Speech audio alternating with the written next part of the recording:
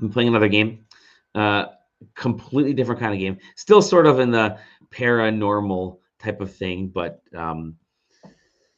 very different concept. This game is called Cabin Factory, and Cabin Factory is a um, God, it's weird to explain. It's an indie game that is here. Let's loop this guy here, where you, us, whatever. First of all, it's a really cool idea for a game. It's only a couple hours long.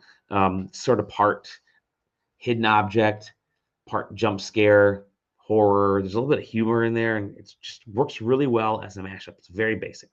We're an inspector at the Cabin Factory. You're kind of watching the video and seeing a lot of this stuff. And this company makes cabins based on a very specific family's horrible story, right? And they fill it with all these horror props. Uh, and the cabins go along on these conveyor belts. And our job is to just walk up and inspect the cabin, make sure everything is proper. Now, the issue is some of these cabins may actually be haunted by this family. So, yeah, hit the green button. It's not haunted. Hit the red button on the console up front. It is haunted. So how do we know that? Well, that we have to go into the cabins and inspect them and walk around this sort of small confined area, and we have to do it 8 times in a row correctly.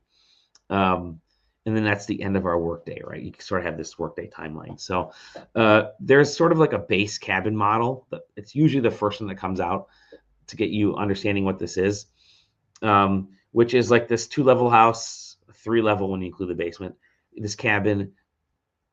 And it's got these sort of props and like tables and chairs and a bed here and a TV there or a radio there and whatever. And it's got these almost like these frozen in time standees of these people, these like models of these people in place. It's just, mother, father, son, daughter, right? And it's really dark and gloomy when we get in there. And the more we play, the more we start to notice that things are changing. Like the more you walk around, it's like, wait, that wasn't there the previous cabin. Does it mean something? So the way we find out if a cabin is haunted or not is if we see something moving. Very simple. You'd think it'd be a very simple idea. You can walk into a cabin. If everything's still, you kind of have to be still and stare at something for a little bit sometimes, because we learn very quickly what the key points are in these cabins that we need to pay attention. Is it the bed? Like there's a bed right when you walk in. Keep an eye on that bed. I will walk up to that bed every single time. Make sure nothing is moving on the on the bed or under the bed, and go to the next thing, which is a painting, or walk around the corner and there's the mannequin of the father getting ready to eat dinner. But sometimes you walk in and you'll see everything sort of quiet and not moving, but you'll see a hand kind of reaching out from under that bed, or you'll see one of the other standees' legs kind of twitch and move, or in one case, so it, let me backtrack a little bit. So this is a whole story, and it's playing out via these cabins, right? And so they're sort of randomized in what order they come in, but they get more and more complex the longer we play this game. So yeah, try to get 8 right in a row. But if we don't, then we have to start all over from the beginning. So they're sort of, like I said, the base cabin model, props, and things change. Sometimes the whole cabin will be filled with like really weird stuffed animal props. Other times, we'll walk into the cabin and there'll be a radio playing in the background, sort of telling the story of what happened to this family. But it's our job to see if anything is moving. So we have to walk around, look at everything, look at the shadows, look at the backgrounds, look at the sort of statues of the families. Sometimes we'll see somebody move their head, but only every time we move the camera and we turn back to them, we'll see their head in a different position. We'll know, okay, they're moving. I got to run out. I got to walk out or run out and get to the push the button that's haunted. That's the interesting aspect, because the only actions you have in this game are this slow walk into the house. By the way, don't play on the Steam Deck. It's not great on the Steam Deck. I had to switch back to the PC, to my laptop, and play there. You walk slowly into and through the house. You can open and close doors, and then if you hold the trigger down, you can run, because you got to get out, because if you stick around too long when something starts moving, there's a good chance that you'll get chased. And that's where the jump scares, that's where some of the freaky stuff comes out. Things will get darker because there's already some gloom in the design of the house. So as you're getting chased, you better remember where you are and how to run up the stairs or get out of the basement, or what door needs to be open to get out. And that's kind of it's definitely an interesting and sort of horror element that's applied to this. But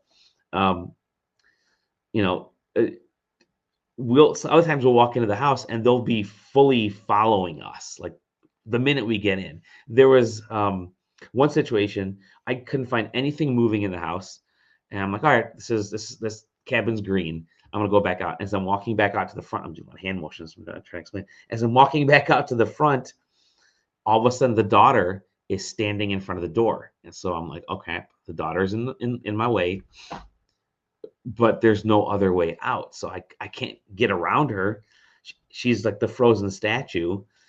I'm like, okay, I can't get out. So I walk back around and I'm like, okay, the basement door is unlockable now. So I walk down in the basement, and as I walk downstairs, there's like a scene happening in the background between the mother and the daughter, and they're kind of talking about something, and I'm intrigued. So I get a little bit closer to hear what they're saying, but still trying to stay in the shadows. And then at that point, it's like, oh, they notice me. Crap. I turn around, I start booking and run up the stairs, and then the front door is cleared. So I had to kind of see that scene take place. And there's other times I couldn't escape, that I couldn't make it up the stairs fast enough, or couldn't open the door to get out, or I kept bumping into the walls as I was trying to make my way out, or everything was dark and it was impossible to see.